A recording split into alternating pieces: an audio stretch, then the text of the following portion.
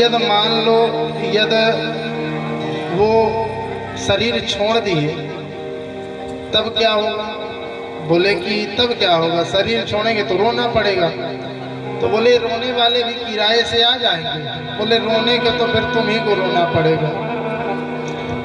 तो वामन भगवान बोले जब हम ही को रोना है तो हम विवाह ही क्यों करें? बोले नहीं, फिर भी यदि आपको चाहिए सोना खजाना हीरा जवाहरात जो भी चाहिए आप कहिए, आपको क्या चाहिए, मैं सब कुछ देने को जो है तो तैयार हूँ। वामन भगवान जो है तो बोले वाह, मान गए बलि, तुम्हारे पूर्वज यतो जातो हिरण्याश्च चरान नेक इमाम मही। क्या कहना, तुम्हारे पूर्वज में हिरण्याक्ष हिरण्यकश्यप हुए। बलि विरोचन का प्रहलाद का क्या कहना है? प्रहलाद ने तो भगवान नरसिंह को ही प्रकट कर दिया, पर उनके पुत्र विरोचन ने सर्वस्व बलिदान कर दिया था। विरोचन पुत्र बलि तुमने भी कोई कसर नहीं छोड़ी है। ब्राह्मण भक्ति इतनी सर्वोपरि भक्ति आप कर रहे हो, तब तो ज्यादा ही श्रद्धा उत्पन्न हुई। बोले कि महाराज आप तो हमारे पूरे पूर्वज खानदान को जानते हो, आप जो है तो मेरी प्रसन्नता के लिए आप मांगिए। तो बोले कि देखो, वैसे तो ब्राह्मण को मांगना नहीं चाहिए। मांगने से क्या होता है कि तेज क्षीण होता है, जो ललाट में तेज है वो चला जाता है। और हम फालतू दान लेकर के हमें करना भी क्या है, क्योंकि यद्रच्छयो लाभतुष्टस्य तेजो विप्रस्य वर्धते। यदि कोई दे रहा है उसको खुशी खुशी ले लिया है तो उसका जो है तो विप्र का तेज वर्धते, उसका तेज बढ़ता है। तो इसलिए हमें फालतू जो है तो दान लेना नहीं, ना मांग सकते हैं। बोले नहीं, फिर भी आप कुछ तो कहिए। तो बोले यदि ज्यादा ही श्रद्धा उत्पन्न हो रही है तो हमारे इन चरणों से, छोटी छोटी जो चरण हैं, इनसे 3 चरण भूमि नाप करके हमें दे दीजिए। बोले बलि ने कहा महाराज बातें तो बड़ों जैसी करते हो, पर मांगते समय बचकानी जैसी काया है, वैसी अक्ल भी है आपकी। क्या मांग रहे हो पता है? 3 चरण भूमि में तो आसन भी नहीं लगेगा, इतने छोटे छोटे चरण हैं, सुकोमल चरण हैं। उन चरणों में सुंदर जो है तो दिव्य श्याम आभा छलक रही है, लालिमा श्वेत आभा चमक रही है। देख देख करके उन नख चंद्रिका से ही आकर्षित हो रहा है बलि, और कहता है महाराज चलिए ठीक है, मैंने आपको जो है तो 3 चरण भूमि दिया।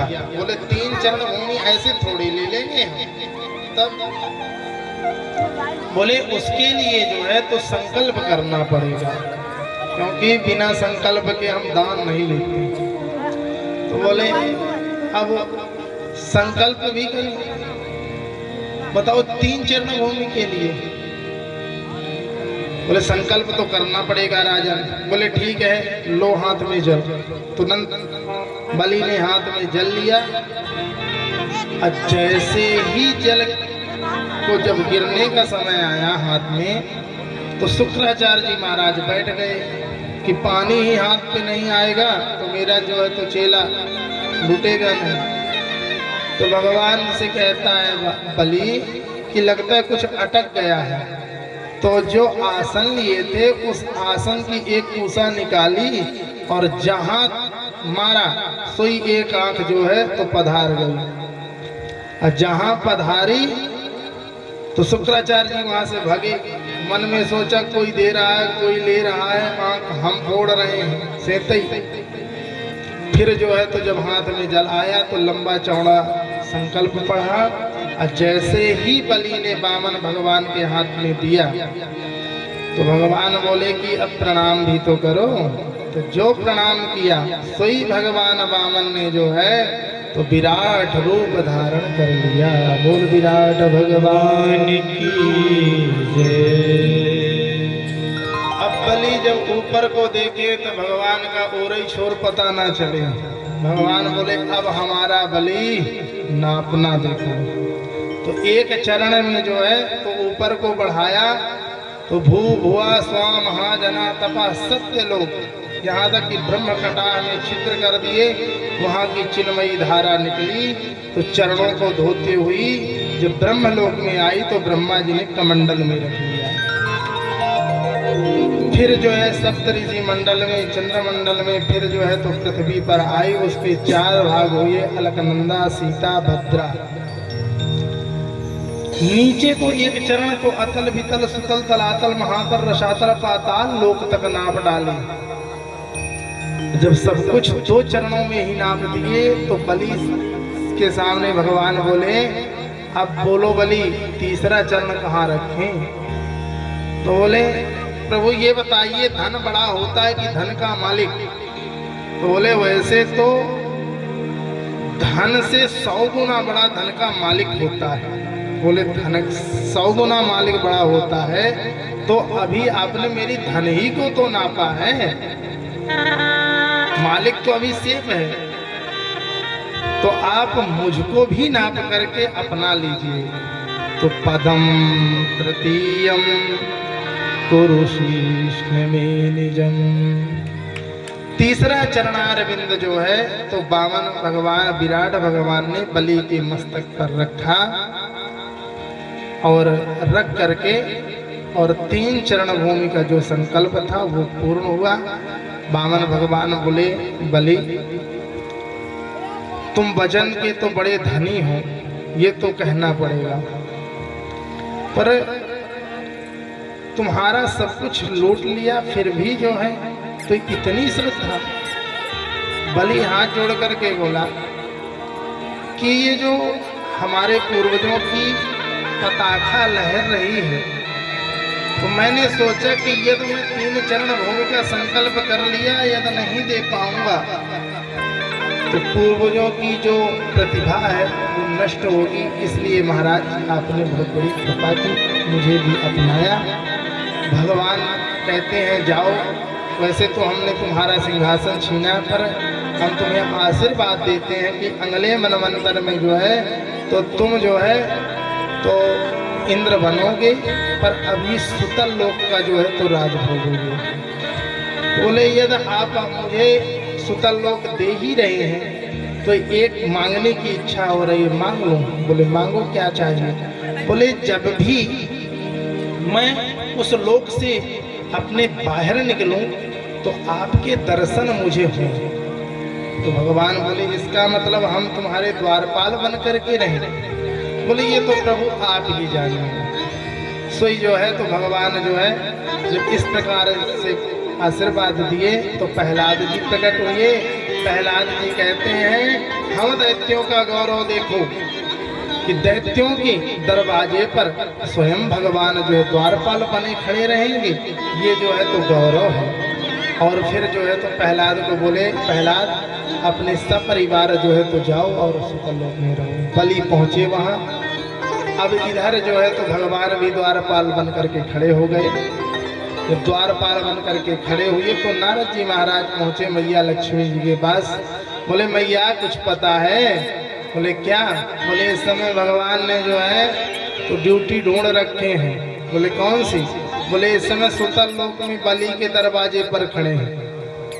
तो मैया भी वेश बदल करके आई, बलि के हाथों पर जो है तो कच्चा सूत बांध करके। और जब भाई माना, भाई ने जब कहा मांगो तुम्हें क्या चाहिए, तो उन्होंने कहा लक्ष्मी जी ने कि मुझे कुछ नहीं चाहिए, यदि देना ही है भैया तो मुझे आप सिर्फ एक चीज दीजिए, जो दरवाजे पर खड़े हुए हैं उनको दे दीजिए। तो बलि तुरंत समझ गया कि यदि वो नारायण है तो ये निश्चित जो है तो लक्ष्मी है। तो दोनों को प्रणाम किए और विदा किए। फिर एक मनवंतर में भगवान ने मत्स्य अवतार धारण किया है।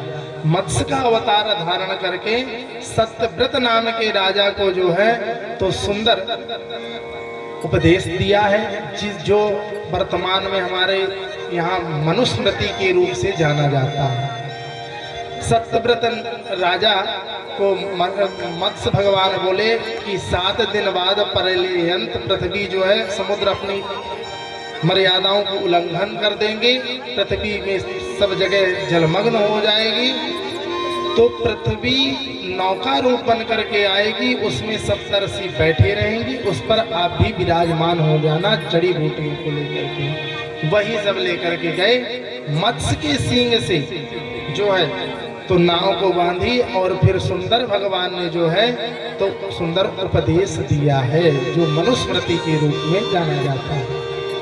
जय जय श्रीमद्भागवते महापुराणे पारमहंसायां संहितायां अष्टम स्कंदे वामन अवतारे चतुर्विंशोत्सवः श्री कृष्णार्पणमस्तु। बोल वामन भगवान की जय, मत्स्य भगवान की जय। नवम स्कंद में 12 अध्यायों में राम जी के वंशज का पूरा वर्णन है, अब 12 अध्यायों में कृष्णचंद्र जी का वंशज का वर्णन है। राम कृष्ण तो एक हैं, अंतर नहीं निमेष, इनके नयन गंभीर हैं, इनके चपल विशेष। भगवान राघव के नयनों में जो है तो गंभीरता है, समय अनुसार जो है तो थोड़ा समय लगेगा, तो बैठिएगा तो कथा और ज़्यादा जाएगी, नहीं फिर और जल्दी पहुंच जाएगी, क्योंकि हमें जो है तो ये भी देखना है कि वहाँ तक जाना भी है, आज जन्म भी कराना है और आप लोगों को रस स्वादन भी कराना है।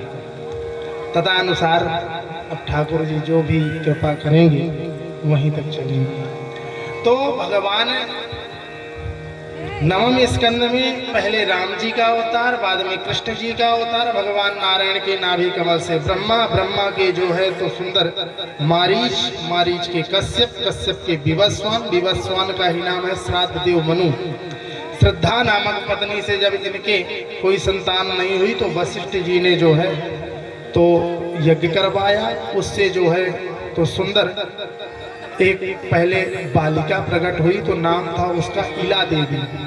बाद में जब राजा ने अनुनय विनय किए तो उसी बालिका को जो है तो बालक बना दिया, तो नाम हो गया सुद्धुम।